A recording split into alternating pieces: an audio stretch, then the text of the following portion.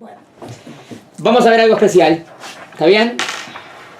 Tiene que ver con algo que se llama crítica bíblica, que es un movimiento que como que querían desacreditar a la Torá o desacreditar al Tanaj, y eso lo grave ahí. En la crítica bíblica hay preguntas muy buenas. Las preguntas son buenas, las respuestas malísimas. ¿Está bien? Las respuestas que ellos dan. Pero aparentemente hay cierta intención, es intencional el tema.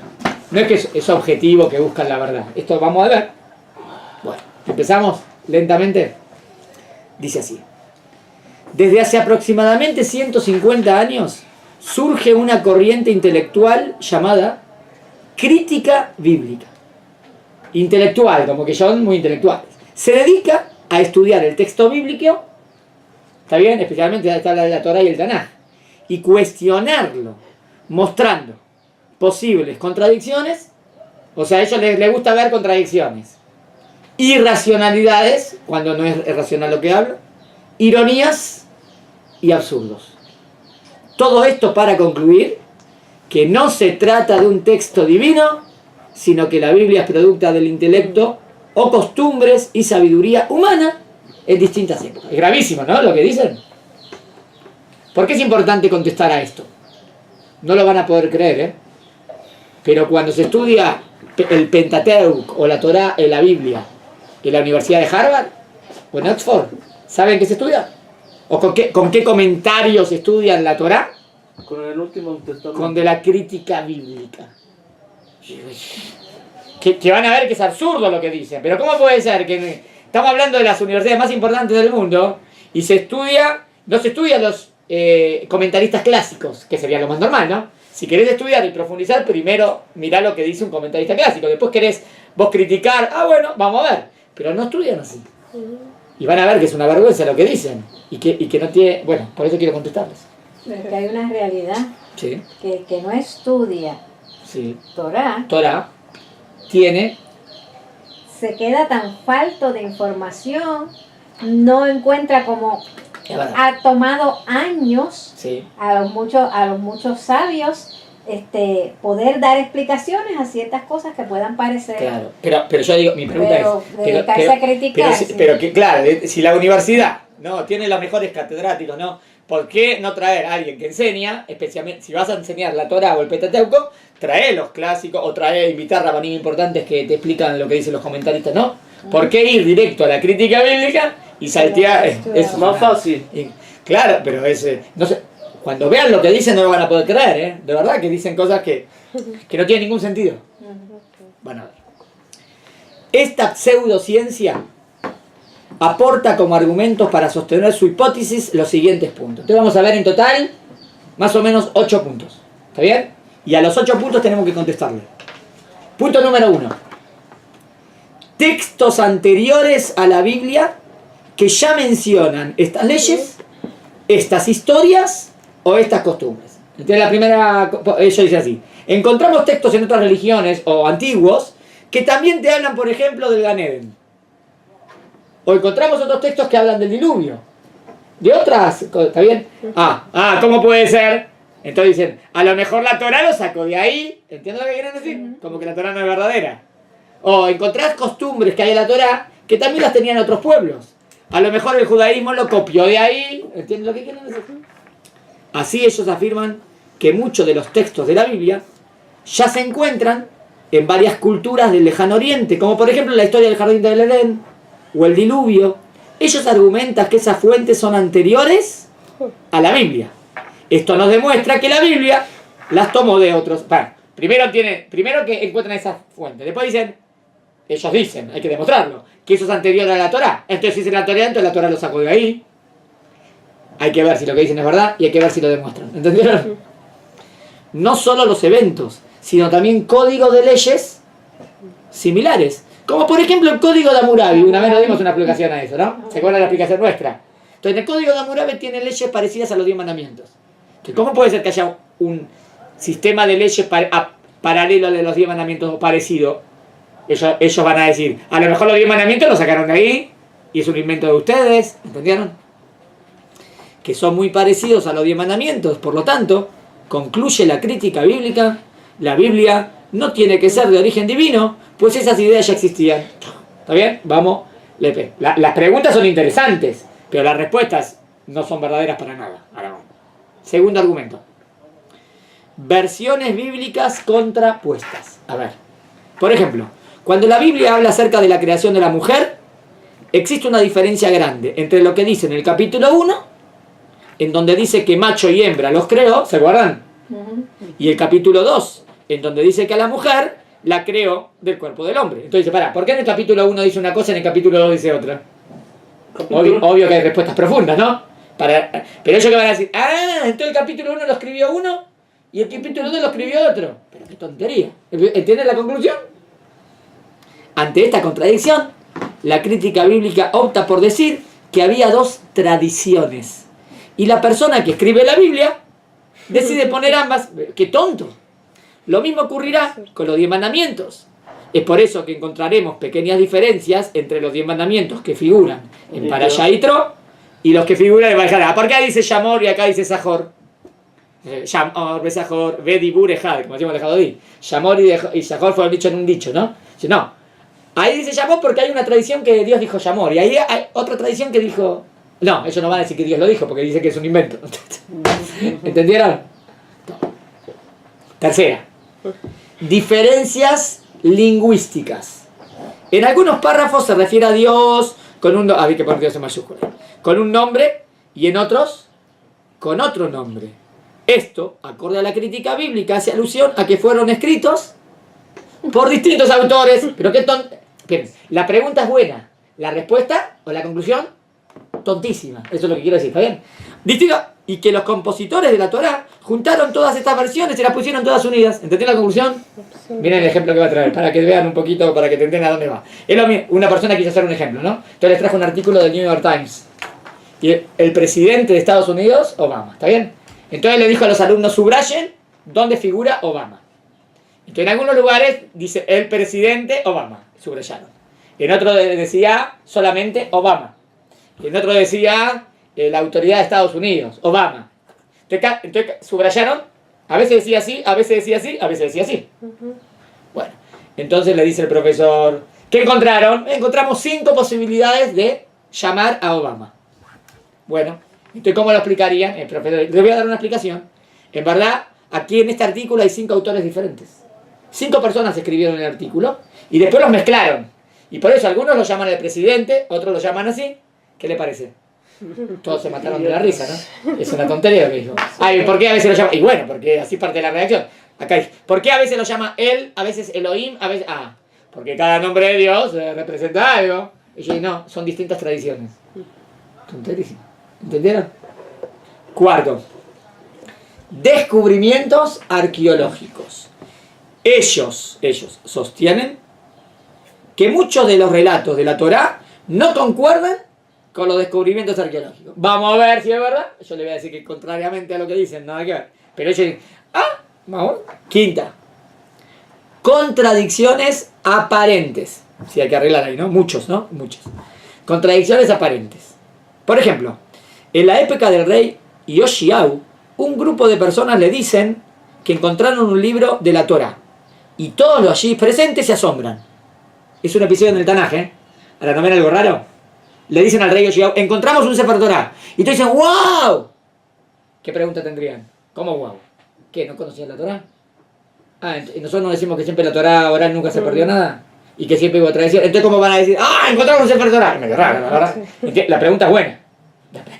La pregunta es buena del Tanaj. Pero si sostenemos que la Torá se mantuvo...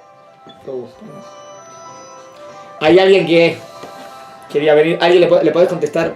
¿Quién es? Es una mujer que viene a la clase. Hay que contestarle afuera, a ver. Hola. Pero si sostenemos que la Torá se mantuvo desde siempre, entonces no tendrían de qué asombrarse del hallazgo, pues había más libros de Torá. ¿Entendió la pregunta? Entonces, ¿qué pasó? Que le vienen al rey Yoshiau y le dicen encontramos un Sefer Torá. Bueno, hay que contestar. Pero ellos que van a decir, ¿ves? Que la Torá no era conocida. Ellos van a decir, no estoy de acuerdo. Sexta pregunta. Frase de los sabios que reforzaría la idea de que no todo fue dictado por Dios. A ver, Ejemplo, lo que dice que Moshe escribió la Torah y también la Parashá de Bilam y el libro de Job. Raro, es un midrash, ¿eh? Hay un midrash que dice así. Moshe escribió la Torah y la Parashá de Bilam.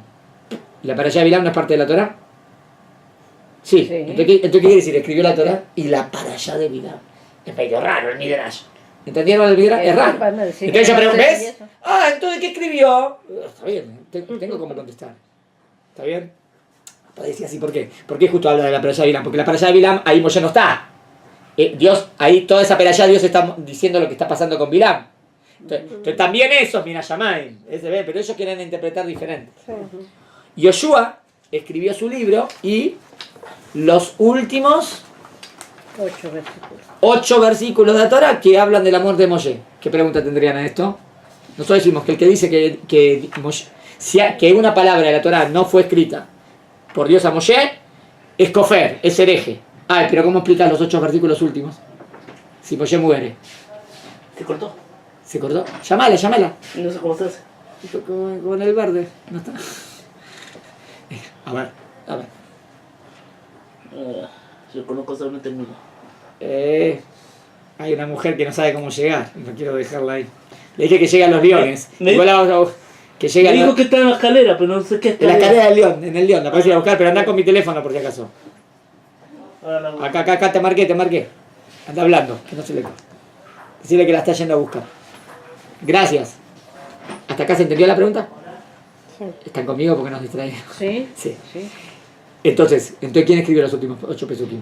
Moshe. Moshe. Bueno, hay que entender este mismo, Moshe, Yoshua. Esto aparentemente demostraría que Moshe no escribió todo.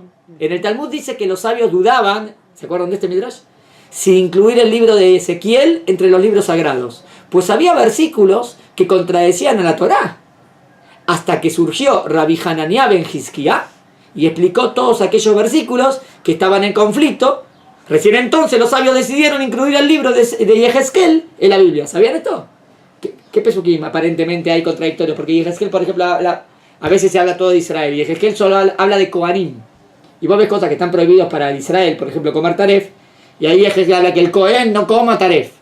¿Cómo el Kohen? Cualquiera. Medio raro, no se entiende el pasuk. Hay que entender esos pesukim. Entonces, como tenía pesukim raros, primero no lo querían canonizar en la Biblia, en el Tanaj. Pero el Rab contestó todos esos pesukim y entró. La crítica bíblica va a cuestionar. Si la Biblia es de origen divino, entonces ¿cómo es posible que un profeta contradiga lo que está escrito? Está bien la pregunta, ¿no? ¿Un profeta puede contradecir a Moshe? No. Otro ejemplo. Es lo que dice en Avot de Rabbi Natán, otro libro, que dice que en un principio los libros de Mishle, Kohelet y Shirashirim fueron enterrados. Uy, ¿por qué los enterraron? Hasta que los miembros de la Gran Asamblea lo explicaron y desde allí formaron parte de la Biblia. ¿Por qué los habían enterrado? ¿Para desaparecerlos? Sí, porque a veces hay pesukim de Shlomo Amelech que parece que contradicen la Torah. Por ejemplo, vanidad de vanidades, todo es vanidad. ¿Todo es vanidad? ¿Y servir a Dios es vanidad? Comenté como Shlomo Amelech me dice que todo es vanidad. Habían pesukim raros. Una generación va y otra se viene y vieron que el principio de Kohelet es medio deprimente. ¿Cómo traducen Kohelet? Están hablando de él también. Hay veces que uno dice cosas que le dicen, aplícatela tú mismo. Lo que quiero decir es que hay que profundizar. ¿Qué hicieron los sabios? Explicaron todos esos pesukim y cuando los explicaron ya pudimos dijeron, ¿ves? No contradice la Torah. ¿Entendieron? Pero hay que contestar, ¿no? Falta de lógica en algunos textos.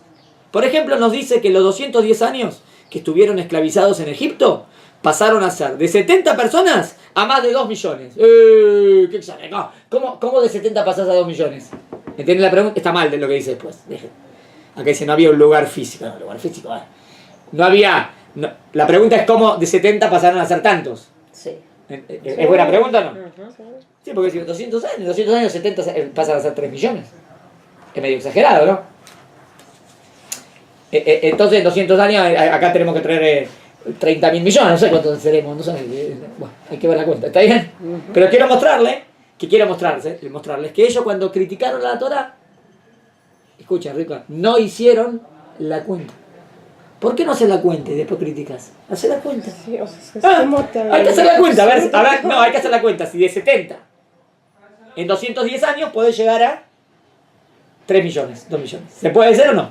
Puede ser. Hay que hacer la cuenta. Pero también iban otros que no eran de los de No, pero ahí dice que hay 600.000 judíos. de 20 a 60. Más las mujeres, más los niños, tenés 2 millones, 3 millones. Entonces 3 millones judíos, ¿cómo puede ser?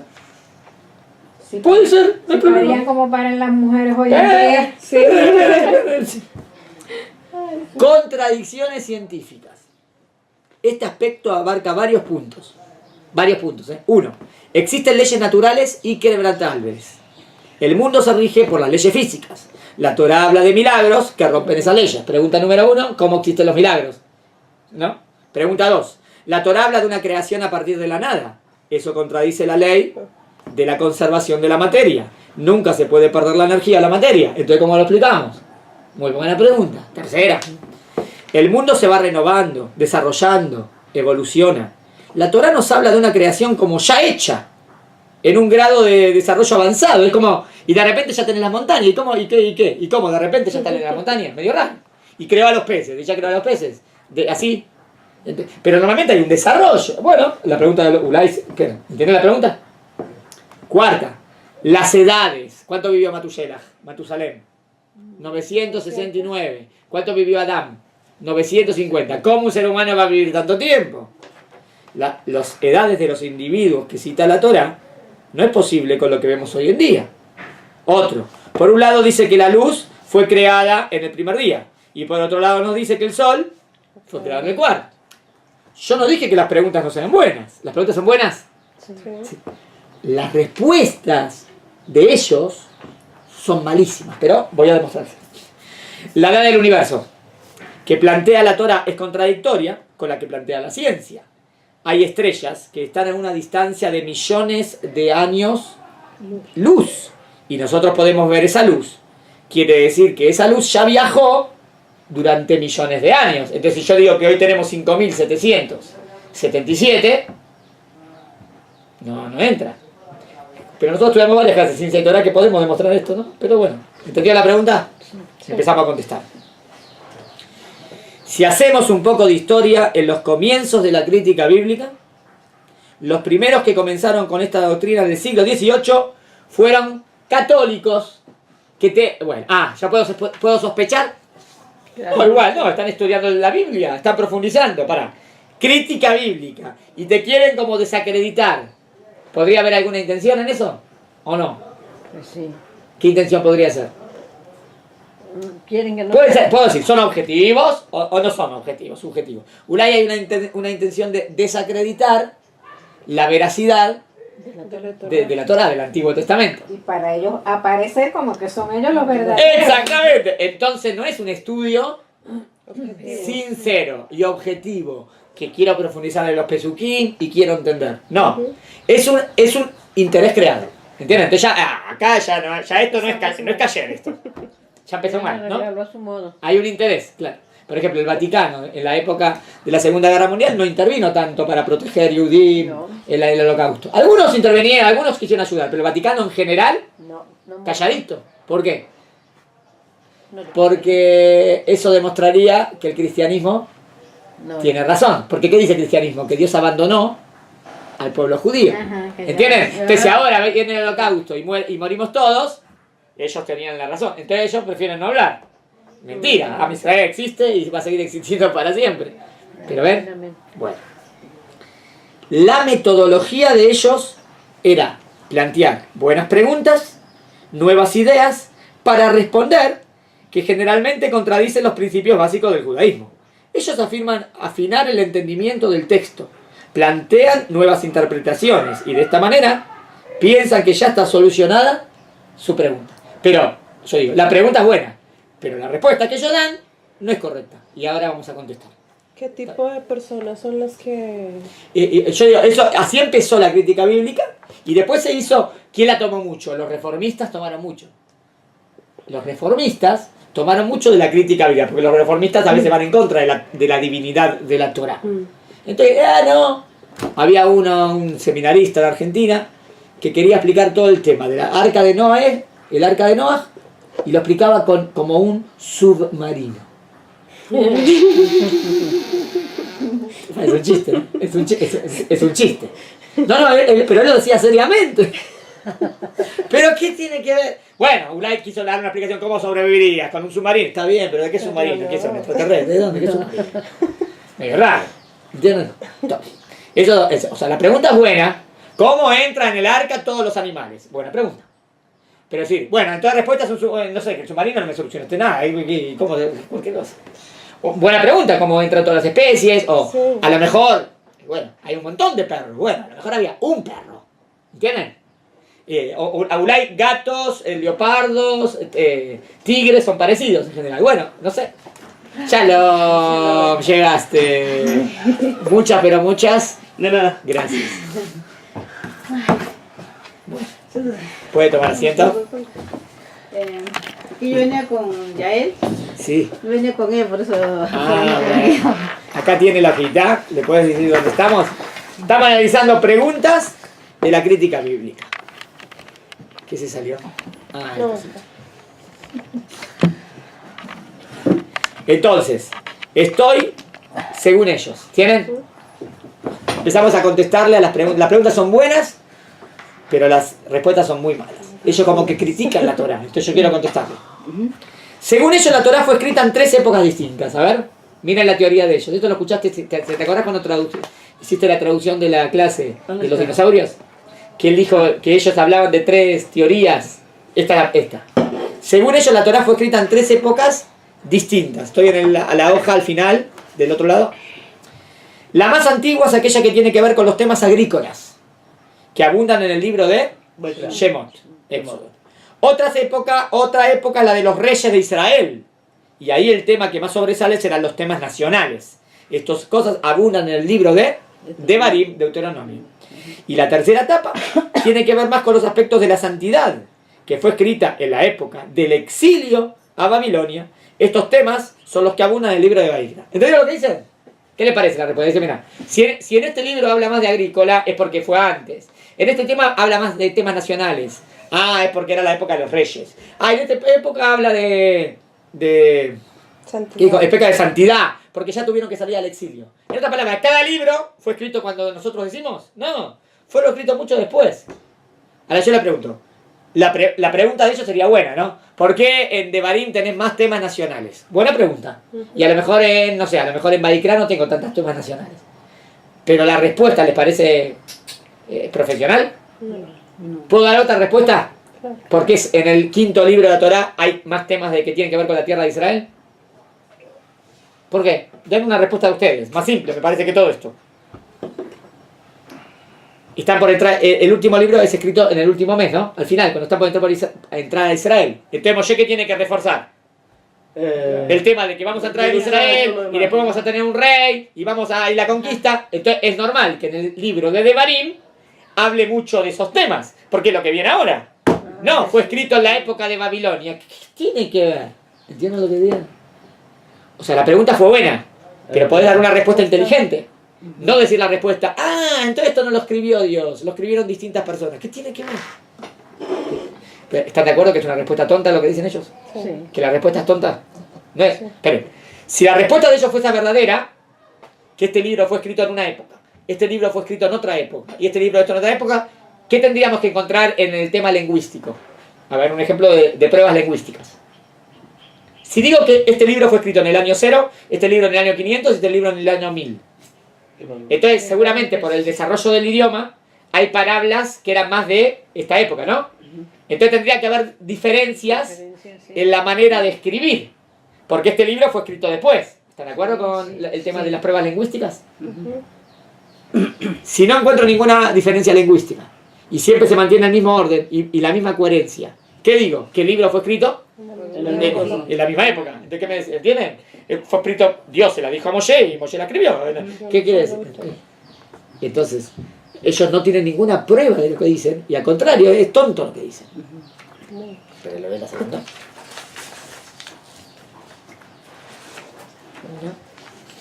Mario Sabán lo ¿Cómo lo- diferencia qué dice? que el Génesis Sí. es más bien para todo el mundo, para las naciones en Que es general. la creación, Y, que es la creación. después de Ah, ahí, mismo. entonces de Éxodo en adelante, Sí. es para, Vino para el después, pueblo. claro. Está bien, pero no está.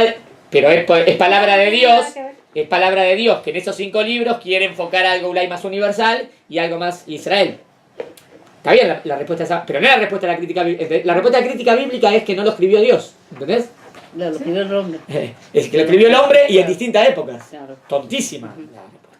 ¿Está bien? Vamos a la segunda hoja. En verdad la Torah no la escribió Moshe, Es la palabra de Dios. pero la palabra de Dios la Escribida escribió por Moshe. él. Sí, es verdad. Está bien, pero O sea, la Moshe- escribió un hombre con la palabra de Dios. Exacto, sí, es verdad, es verdad. Porque no la escribió Dios. Dios se la dictó a Moshe y Por Moshe la eso, escribió. pero la palabra eso de- significa es palabra de Dios. Es palabra de Dios llegada en profecía por Moshe Rabenu, exacto. Pero no hay Moshe en eso, es la palabra de Dios. Ah, le di la misma. Me Es lo confundí. mismo por ambos No, no, lados. no. Con respecto a. Uy, siempre hago esos errores. ¿Sabes? Sí. Bueno, ahora vamos a ver. Ahora voy a buscar la original. Primero quiero ver que este esté bien. Dice, Con para respecto a la facilitarnos, de definición cualquier de- lado pueden ver. Dice los dos lados la misma. Sí. A ver.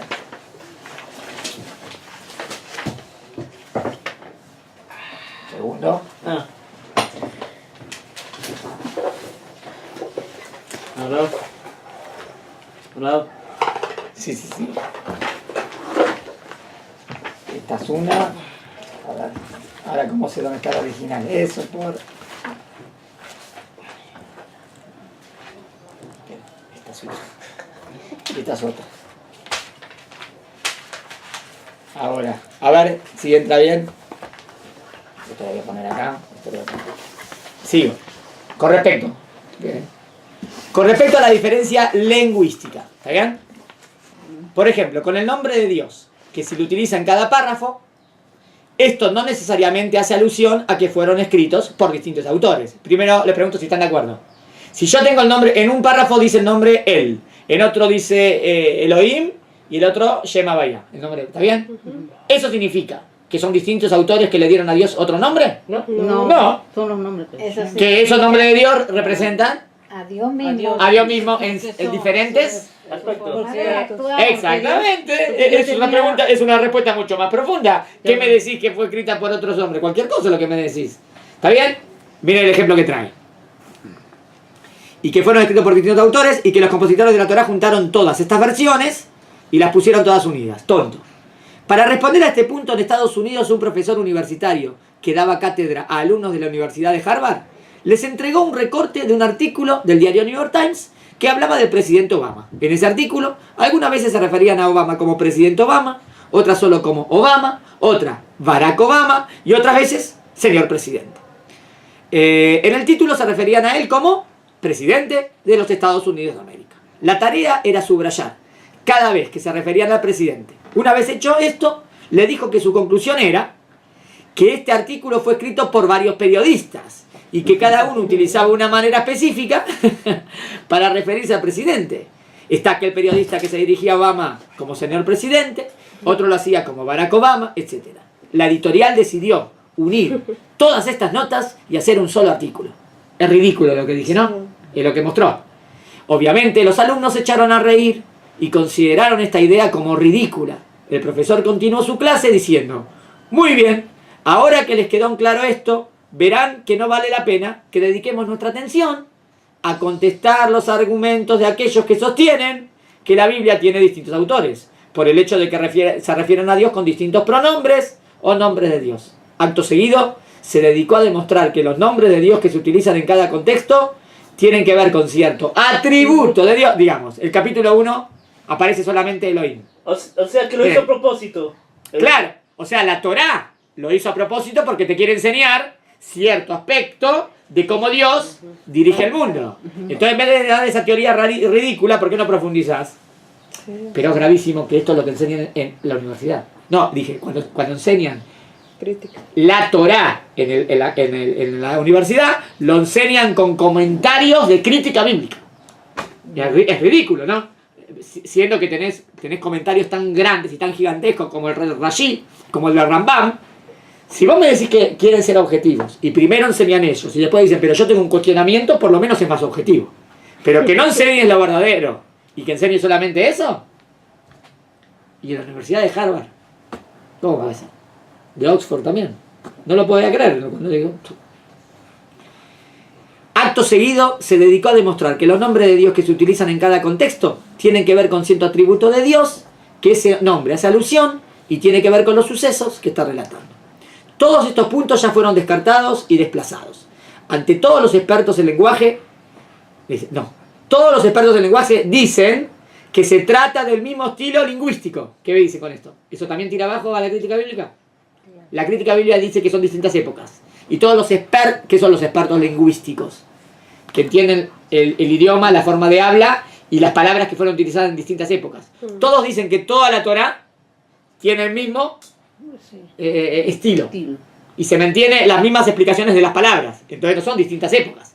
Porque después de 700 años, ¿qué pasa con el desarrollo del idioma? Ya, eso es diferente. Por ejemplo, ¿vieron que el hebreo de la Torá a veces no es el mismo hebreo de la Gemara o de la Mishnah? En la Mishnah tenés palabras nuevas. ¿Por qué? Porque la Mishnah se escribió 1500 años después. Entonces ya tenés palabras nuevas. ¿Entienden? ¿Le doy un ejemplo? Un ejemplo. ¿Qué significa Olam en la Torá? Pero en el Pshat, en el Humash. Mundo. No, eso es del hebreo moderno. Ah. Olam en la Torá siempre significa para siempre. Leolam. Olam. Nunca significa mundo, nunca significa espacio. Siempre el Olam es para siempre. Pero hoy en día en hebreo Olam es mundo. Ah, bueno, ¿qué pasó con el tiempo? Con el desarrollo del idioma, palabras fueron tomando otras excepciones. Pero en el Tanaj, siempre Olam es la misma pirulla. ¿Y cómo se dice para siempre en hebreo? No, y ya en la época de Rambam o ya en la época de Ramjal, ya la palabra Olam significaba mundo. Pero Pshat, ¿qué? ¿Cómo se dice para siempre en hebreo moderno? ¿Leolam también? No, sí, también utilizan Leolam, Tamid. También, ¿no? También, sí. Nitzhi, eterno. ¿Entienden? Lo que echa por tierra la idea de que eran totalmente distintos y era lo que llevaba a concluir que fueron escritos por distintas personas y sabios. Hoy en día todos concuerdan con que el idioma utilizado por la Torá es muy antiguo. Y no, porque ellos decían que eso vino después. O sea, muy antiguo, pero dicen uno de una época. No. Otro punto que vale la pena resaltar, a ver si están de acuerdo, es que todas las conclusiones a las que arriban están basadas en especulaciones. ¿Y qué tiene de malo basar algo en especulación? Vos tenés que traer pruebas de lo que decís. La gente escucha, lo dice la crítica bíblica, como es santo, Kadosh Kadosh, ¿viste? Como que lo dijo la palabra científica máxima, ¿no? Todo lo que dicen, nada tienen pruebas. No, de verdad, no tienen pruebas. Especulativo. No están basadas en pruebas reales o arqueológicas. Nunca tienen ningún efecto, ninguna prueba arqueológica. Pues hasta ahora, todos los descubrimientos arqueológicos nos han demostrado la veracidad de los escritos de Torá. Esto también es importantísimo, me parece, ¿no? Sí. ¿Saben que todo lugar que el Tanaj dice que en ese lugar existe una ciudad? Siempre, estoy hablando de Israel, ¿no? Se excava y siempre se encuentra. No hay contra, es a favor. Las pruebas arqueológicas son a favor de la Torá. Del Tanaj, de la Biblia. Por eso a veces hacer paseos en Israel que van mostrando todo lo que dice el Tanaj es lindo. Porque es como un paseo. En mi época había uno que se llamaba, cuando éramos hace 20, 25 años, se llama Mahané Tanaj. Campamento a los ojos del Tanaj. Lindo. Y los llevaban a todos los lugares, les enseñaban algo del Tanaj y después los llevaban al lugar y ¿dónde pasó? ¿No? Ver los papiros que se encontraron en Egipto que hablan acerca de las plagas. Hay papiros que hablan acerca de las plagas. Les dije varias veces la película de Discovery Channel, Código del Éxodo. Sí. Te muestra los papiros que hablan acerca de las plagas. Las tumbas que tienen escrito acerca del Mar Rojo. Las excavaciones arqueológicas contemporáneas de los últimos 200 años no hacen más que demostrar que todo lo relatado en la Biblia es verdadero. Ahora yo les pregunto a ustedes. Ellos dicen, encontramos otros textos de otros pueblos que también hablan del Gan Eden. Encontramos otros textos de otros pueblos que también hablan del diluvio. Entonces la Torá no es verdad.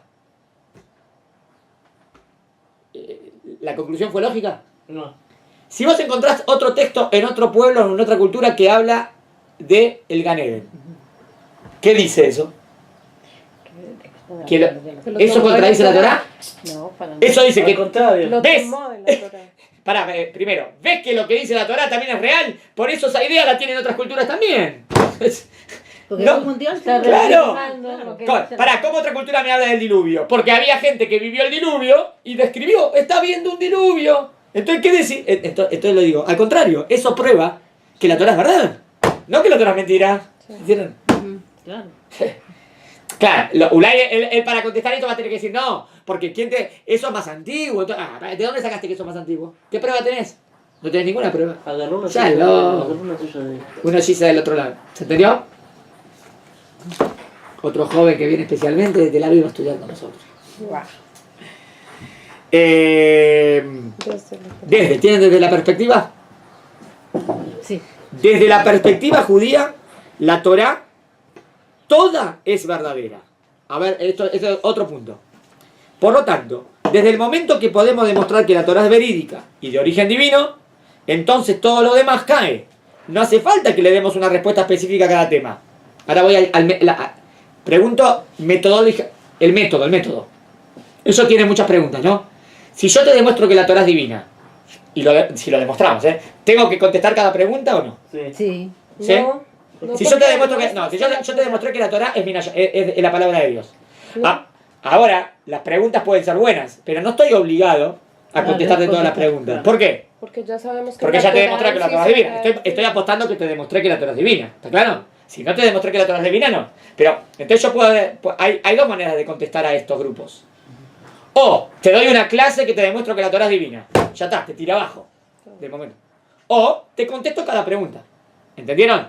Pero también puedo optar por demostrar que la Torá es Minashamay, y del momento que ya sé, y no tengo ninguna duda, que la palabra de la Torá es de Dios, Todo bien. ahora buenas preguntas son las tuyas, pero eso no me tira abajo lo mío, porque yo ya te demostré. Mm. ¿Entendieron lo que Sí. quiero decir? ¿Qué? Por ejemplo, los seminarios, ¿por qué optan normalmente? En los seminarios de fin de semana que van gente alejada. ¿De qué se dan muchas clases? ¿Saben qué estilo de clases hay? De los códigos, que la Torá es divina, que el objetivo de la vida, el sentido de la vida, profecías que se cumplieron. Son todas clases que muestran la veracidad de la Torá. No entramos no se entra en detalles. ¿Está bien? Entonces también. Y después, bueno, si demostraste que está bien. Pero también está que le conteste pregunta por pregunta. Pero me parece primero, demostrar que la Torá es divina es mejor. ¿Entendieron?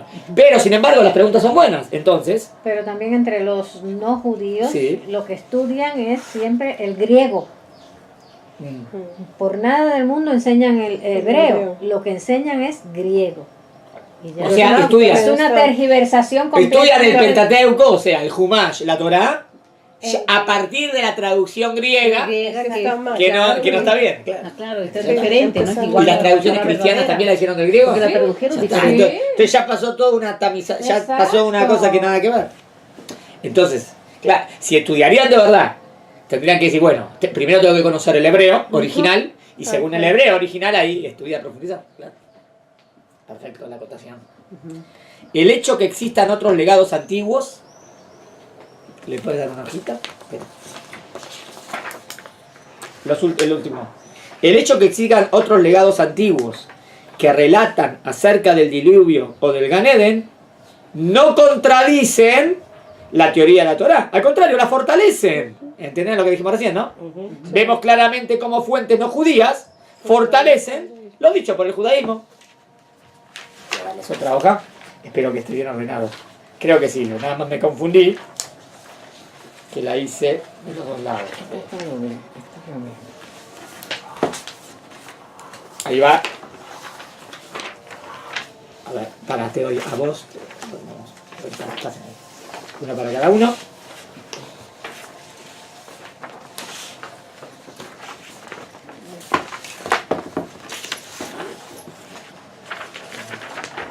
Bueno, tienen una donde dice el código de Hammurabi. Bueno, ¿se acuerdan? La pregunta fue, ¿cómo puede ser que encontré un código de Hammurabi que tiene leyes parecidas a los 10 mandamientos? Ah, a lo mejor los 10 mandamientos los sacaron de ahí. Esta es la pregunta de ellos. Le contestamos. ¿Tienen código de Hammurabi? Sí. ¿Qué te falta? Nada. El código de Hammurabi. ¿Tienes? Sí. El código de Hammurabi, por ejemplo, es muy similar a ciertas leyes de la Torá. Podemos explicar que se trata de Yitro, una vez lo dimos, ¿se acuerdan? Miren, Yitro, el suegro de Moshe, que luego de haber estado en el desierto con el pueblo de Israel, decidió luego volver a su pueblo. Probablemente al regresar les enseñó a ellos estas normas y leyes justas para una buena sociedad, ¿no? Si él estuvo en los 10 mandamientos, seguro habrá querido enseñarle a Midian, a todo su pueblo, los 10 mandamientos. Y por eso el código de Hammurabi es muy parecido a los 10 mandamientos. ¿Pero qué tiene que ver el código de Hammurabi con Yitro? Acá va, miren. Es interesante notar que en árabe, Hamu quiere decir suegro y Rabbi quiere decir rabino. Entonces, Hammurabi, el suegro del rabino. Está buenísimo. El texto de este código es contemporáneo a su época. Y la verdad, cuando se es que ellos a veces dicen, no, pero nosotros... ¿Cómo pueden calcular exacto cuándo es? 100 años más, 100 años menos, no pueden calcular. Aparentemente el código de Hammurabi es contemporáneo a los 10 mandamientos, por eso, porque lo habrá sacado de ahí. Está buena la respuesta. Con respecto al Sefer Torah, que se encontró en la época del rey Yoshiao. ¿Se acuerdan de la pregunta? Todos se asombraron. ¡Uy! Encontramos un Sefer Torah. ¿Cómo se asombraron? ¿No había Sefer Torah? Ahí va. Y que todos se asombraron. En realidad no se trataba de un Sefer Torah común. Pues si así fuera, nadie se hubiera asombrado. El tema es que se encontró el Sefer Torah que fue escrito por el mismísimo Moshe Rabenu. ¿Entendieron por qué se asombraron? Es que encontró un rey, un Sefer Torah de los que escribió Moshe. ¡Guau! Obvio que la Torah estaba en esa época, pero encontrar el texto de puño y letra de Moshe, ¡wow! Sí. Moshe Rabenu, antes de morir, la Torah nos relata que él mismo escribió 13 copias de la Torah y le entregó una a cada tribu y una la colocó junto al arca de la alianza. ¿Está bien? Entonces cuando vienen a rey Shaul y se emocionan, ¿por qué se emocionan? Porque encuentran unos de esos Sefer Torah. Bueno. ¿Entienden? ¿Qué dijo la crítica bíblica? Encontramos un Sefer Torah. Entonces en ese mundo, entonces nadie conocía la Torah. Entonces ¿de qué me dicen que la tradición oral se mantuvo? No se mantuvo nada si nadie sabía que la Torah existía. Esa es la respuesta tonta de ellos. Yo le respondo, no. La pregunta era muy buena, pero lo que encontraron fue un Sefer Torah de Moshe. Pero la Torah siempre existía. La Torah oral nunca se perdió. Siempre hubo una tradición de sabios de Israel. Y Moshe Rabenu, Rambam, en su introducción, se encarga de decirte exactamente cómo pasó desde Moshe Rabenu hasta que fue escrita la Mishnah. Que nunca hubo una generación que se perdió. ¿Cómo fue pasando? Y te dice toda la genealogía. Con respecto a aquellos textos que en un principio los sabios habían pensado que no incluirlos en la Biblia, ¿por qué pensaron en no incluir Yehezkel? ¿O por qué pensaron no incluir Shir Hashirim? A ver, díganme ustedes, ¿por qué pensaron no incluir Shir Hashirim en el Tanaj? Porque si uno lee literal Shir Hashirim, ¿de qué trata? Un amor. De un amor, de un hombre a una mujer. Amor, ¿No? Si yo no explico que esto representa a Dios y esto representa a Israel, es una novela de amor. Que la describe, ¿no? Entonces dijeron Shir Hashirim, como que no querían que entre en la Biblia. Pero después los jajamim me explicaron que todos esos pesuquín de Shir Hashirim eran metafóricos del amor de Dios a Israel. Y entró en la Biblia, y sí, está bien. Con respecto a aquellos textos que en un principio los sabios habían pensado en no incluirlos en la Biblia, y luego surgió alguien y se lo explicó, y por eso fueron incluidos, eso no quiere decir que no eran de origen divino. ¿Qué quiso decir la crítica bíblica? ¿Ves?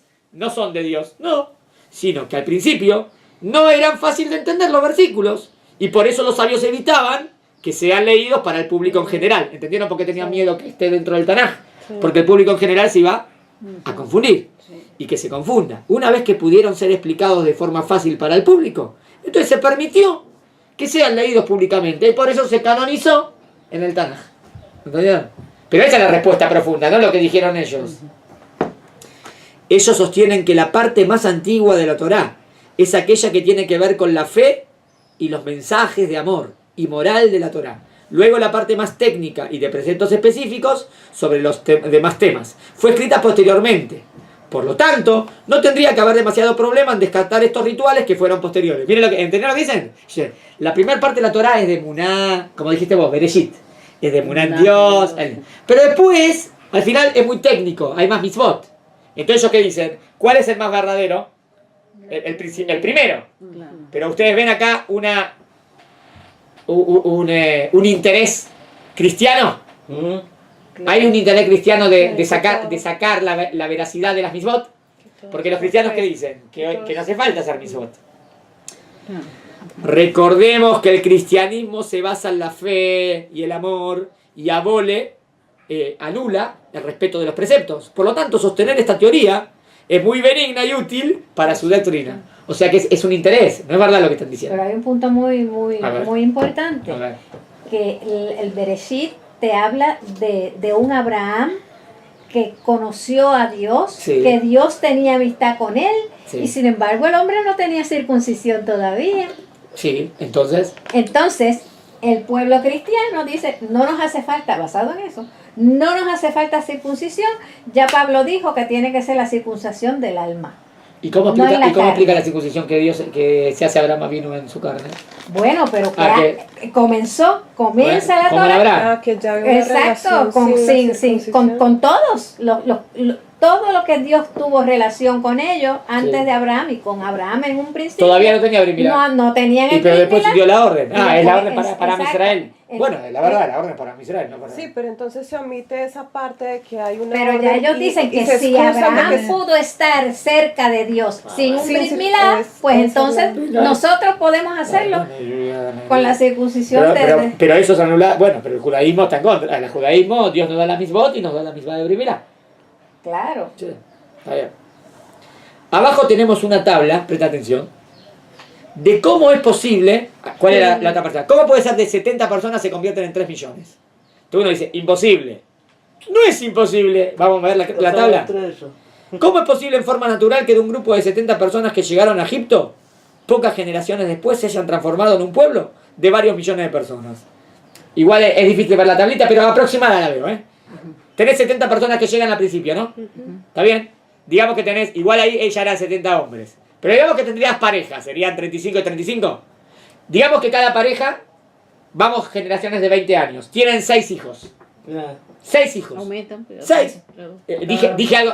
No dije que tienen 6 hijos cada vez que tienen un parto. No dije No. eso, que eso ya wow. Digo, en total esa familia tuvo 6 hijos. No es algo difícil, ¿no? No dije nada súper. Ahorita yo estaba hablando con él de un vecino mío que tiene 6 hijos. ¿Está bien? Pero miren, en 20 años ya tenés 228 personas aproximadamente, 250. En 40 años tenés 570. ¿Está bien? En 60 tenés 1425. En 100 años tenés 8000. Claro, al principio son números pequeños, pero cada vez se va multiplicando. Al otro lado, ya llego. A los 200 años ya tengo 800.000. A los 220 ya tengo 2 millones. Ahí está. Y no hice ningún invento, ¿eh? ¿Cuál fue la cuenta aproximada? A una cuenta aproximada de 6 chicos por familia. Normal. Sí. Podría decir, Ahora bueno, normal. pero no se puede morir alguien. Está bien. Digamos que tuvieron 7, 8 se morían. O digamos que tienen 6, pero Dios los protege, que no se muera. ¿Está bien? Pero no dije algo wow. 6. ¿Qué? ¿De 70 llegás a 3 millones? Sí. ¿Y por qué dijiste que no? Porque yo no lo puedo... Ah, ¿por qué no hiciste la cuenta? Hacer la cuenta primero. ¿Entendés lo que quiero decir? O sea que no es imposible. Claro. Acá te hace en ejemplo, en 220 años te llega a un 3.531.000. Si tenés total de varones 1.700.000, total de mujeres, niños menor de 20, ¿está bien? Tenés 753.000, niñas menor de 20, otros 700, hombres mayor de 60, otros 200, mujeres mayor de 60, otros 200, entre 20 y 60, 603.000. Perfecto, la cuenta. ¿Entra bien? Bueno, hay que hacerla la cuenta, ¿no? Dije, 600.000. yo le mostré rápidamente. Justamente serían 600.000. Claro, 670.000. Hombre nada más. ¿Y quieren otra extraordinaria? Todo lo demás, Que también cuando se fundó el Estado de Israel, 600.000. 600.000 judíos. Igual que cuando salimos de Israel. Increíble, ¿no? Como que volver a la tierra de Israel. Y ahora hay 8. Y hay otro pasuk más que quería decirles, que lo dije esta semana, ¿lo escucharon o no? ¿Cuál? Bueno, esperen, ahora se los digo. Bueno, se los voy a decir. Ahora viene la guerra de los 6 días, ¿no? Sí. ¿Se acuerdan que vimos en qué año se fue la independencia? En el año 1948. ¿Qué año es en hebreo? 5.708. Y el 5700, y buscamos el Pasuk de la Torá 5708. Ah, sí, ya. Y el Pasuk 5708 de la Torá dice, y los traeré a la tierra de Israel. Es fabuloso. El mismo, el Pasuk 5708, que es el año que volvimos a Israel. Es como que está profetizado. Entonces, siguiendo este criterio, dije, bueno, ¿qué pasó 19 años después? La guerra de los 6 días. Y el gran milagro, que todos nos atacaron y Dios nos defendió. Y si se habla de una guerra con milagros, es la guerra de los 6 días. Y ahí recuperamos Todo. Jerusalén. ¿En qué año fue? 1967. Pero en hebreo, 5727. Bueno, ¿qué me dice ese número? ¿Qué sería interesante ver ahora? ¿Cuál es el pasuk de la Torá? 5727, ¿entendieron? Porque sería el pasuk cuando... ¿Y qué dice ese pasuk de la Torá? Está hablando de cuando vamos a entrar en Israel. Está hablando de Israel, dice, no tengan miedo. ¿Qué pasó ahí? Que nos atacaron todos los árabes y era un pánico y al final no pasó nada. Y Dios nos protegió, dijo, no tengan miedo porque yo los voy a proteger. Le voy a hacer a ellos como le hice a Og y a Sihón. Y los voy a destruir. Le voy a hacer a ellos como le hice, lo podemos decir que con los árabes. Sí, no tengan miedo porque los voy a proteger. Y es lo que pasó en la guerra de los 6 días. Nos protegió y destruyó a nuestros enemigos. Y dice eso el pasuk. ¿Entendieron? Fue rápido. El pasuk 5727 de la Torá sería como la profecía de la guerra de los 6 días. Y el pasuk 5708 sería la profecía de la guerra de la independencia. ¿Está bien? El gran milagro era que eran unas tropas enormes las de ellos. Exacto. Y nosotros Éramos teníamos solamente poquitito. los poquitos que estaban, se habían reunido, ¿cómo se Y llamaba? es lo mismo que dice, cuando vamos a entrar en Israel, dice, no tengas miedo, vas a decir que son un pueblo muy numeroso, no te preocupes. Así como yo destruí a Sihón, también voy a destruir a ellos. Lo mismo le hizo. Ahí estaba Gershon Salomón. Bueno. Y ayer nos protegió y bueno. Sí, todo ¿Está bien? Hay algo más interesante. Bueno, déjame, termino esta hoja y digo algo más. En realidad, la aparente contradicción entre el capítulo 1, otra pregunta, ¿no? Ellos decían, ¿por qué el capítulo 1 me habla de que la creación de la mujer, Dios creó al hombre, macho y hembra los creó? Y en el segundo día dice que a la mujer la creó del hombre. Ah, contradicción. Respuesta. En realidad, la aparente contradicción entre el capítulo 1 y el 2, con respecto a la creación del hombre y la mujer, es que en el primer capítulo está relatando en forma general cómo surgieron las cosas. En el capítulo 2 se dedica con más detalles a la creación del ser humano. Entonces nos dice cómo fueron creados al principio y cómo los separó. ¿Entienden? ¿Es una contradicción? En el capítulo 1 habla en general.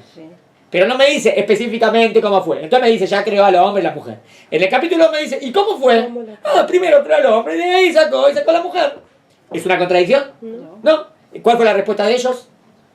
Son distintas tradiciones diferentes de distintos autores. Yo digo, ¡qué tonto! No, porque puede ser muy intelectual, pero muy tonto. No es muy tonto la respuesta, es tontísima. Es tontísima. Por lo menos decir una respuesta más interesante. Uno de los estilos de la Torá es que primero relata en forma general y luego vuelve al tema en forma más detallada. ¿Está bien? En el Pirkei Avot dice que hubieron 10 cosas que se crearon en día sexto al atardecer. Con este dicho los sabios explican que todos los milagros que ocurrieron... Bueno, dejen que... Vamos a seguirlo después, me quedaría algo más. Pero que no vamos a llegar a leer todo. Bueno, el final lo vamos a decir la próxima clase, pero déjenme decir algo más de Yom Ha'atzmaut, ya que quise decir algo. ¿Qué perashá fue cuando fue el día de la independencia? ¿Cuál era la perashá de la semana? El día de la Interesante, ¿no? ¿Este día de la independencia? Sí, o sea, en el 1948, Ah. cuando se declaró la independencia de Israel, el 5, ¿está bien? ¿Qué día, qué perashá Ashavua? ¿Cuál era la perashá de esa semana? No sé. Y les digo, era la perashá de Kedoshim. ¿Les dice algo? ¿Habría algo que ver? ¿De qué habla Kedoshim? Kedoshim, del pueblo. No, ¿de qué habla esta perashá de esta semana? Kedoshim. Habla. Les digo, de verdad, tiene un montón de temas, ¿eh? Pero los temas centrales, ¿cuáles son? Del hombre al prójimo hay un montón.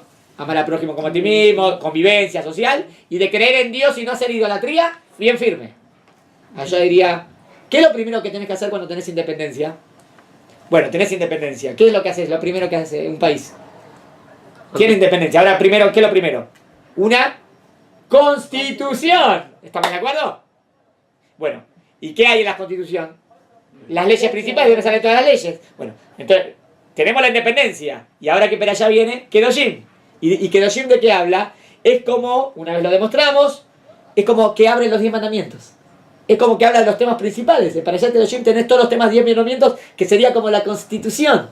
Entonces no es casualidad que cayó justo en Parashat Kedoshim. Ahora que tenemos libertad, tenemos las leyes de la Torah. Y lo mismo con Pesaj y Shavuot. Pesaj es la libertad. Y Shavuot es la entrega de la Torah. La libertad física y la libertad espiritual. El Estado con un código de leyes. ¿Se entendió? Yupi. Muy bien. Hasta aquí. No, si Dios quiere, la próxima lo completamos. Muy bien.